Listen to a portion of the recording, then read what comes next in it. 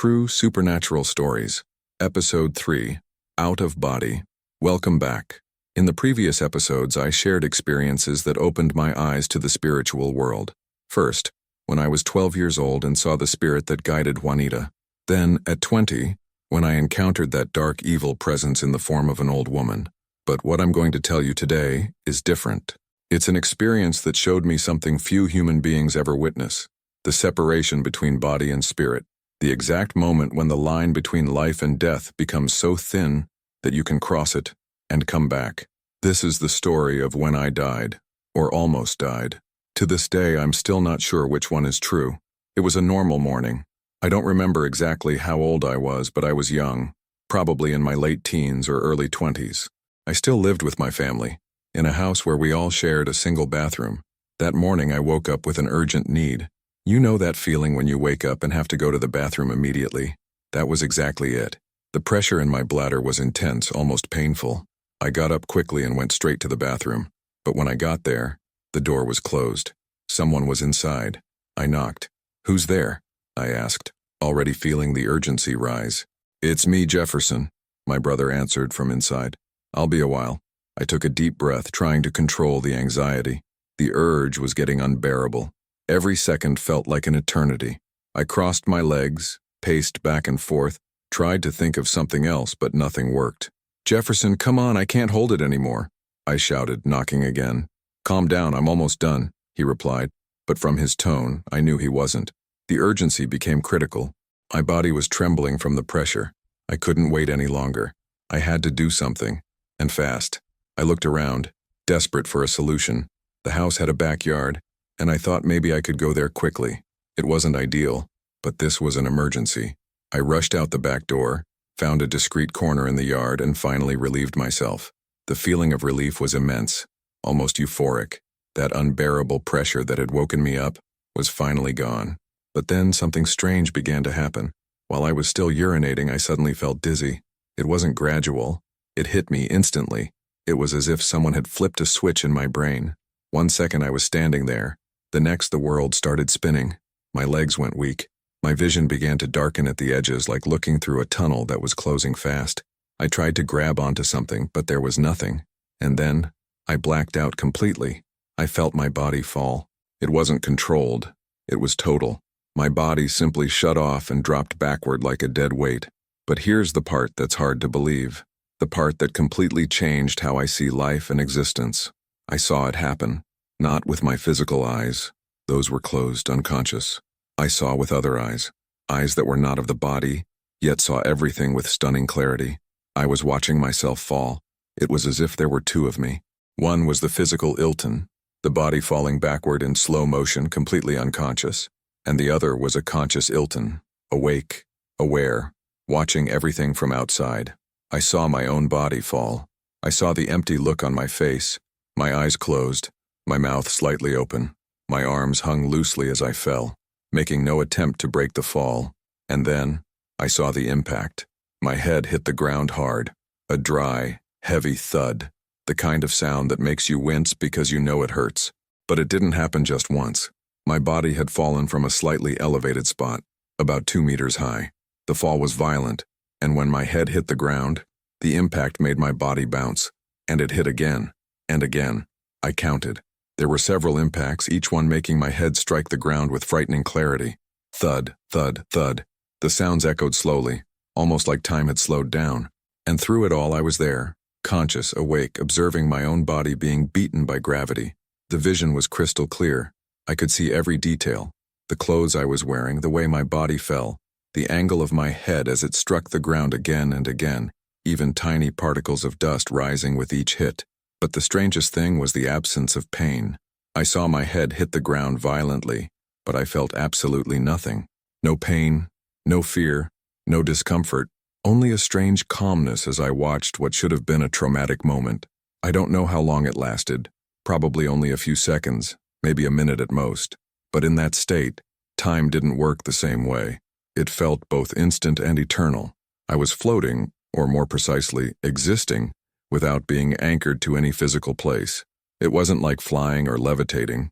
It was simply being conscious without the limits of the body. I could see my body lying on the ground now, completely still after the series of impacts. It looked fragile, vulnerable, almost like an empty shell, and at that moment, I understood something profound and unsettling. That body on the ground wasn't truly me. I was the consciousness observing.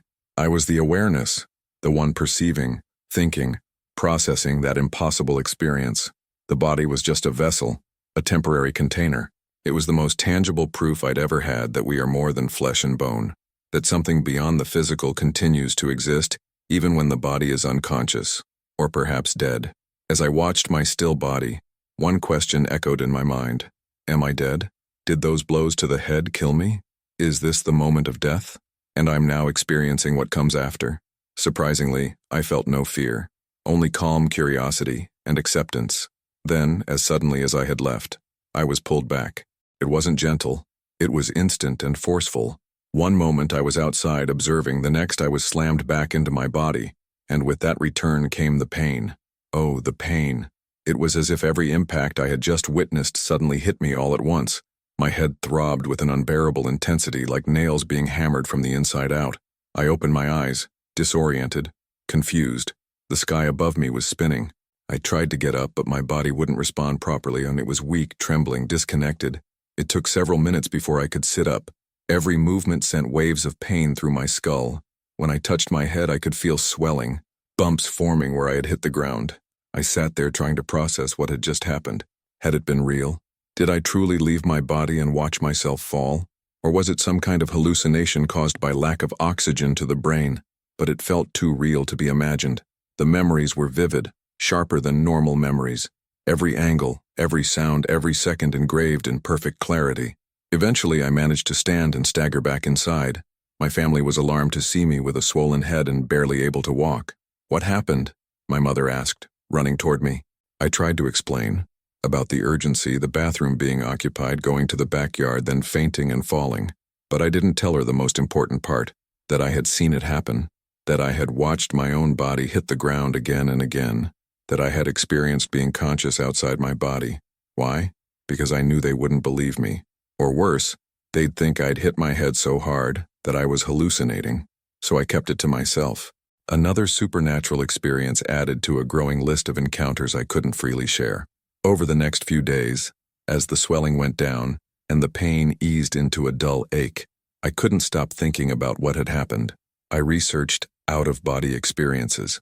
I found that I wasn't alone, that people around the world had reported similar experiences, some during surgeries, others during near-death events or extreme trauma. Scientists had a term for it, out-of-body experience, OBE. Some claimed it was just the brain creating an illusion during moments of physical stress. Others believed it was evidence that consciousness could exist independently from the body. For me, there was no doubt. I had lived it.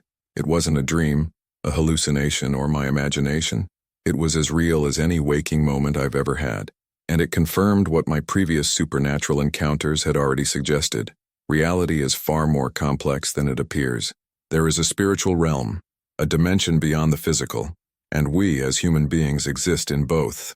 Our bodies are temporary vessels we inhabit during our time on Earth, but our true essence, our consciousness, our soul, our life, transcends the physical. That experience also made me view death differently. If I could be conscious while my body was unconscious, what happens when the body completely shuts down, when the heart stops, when the brain ceases to function? The experience suggested that consciousness continues, that I continue, even after the physical body dies.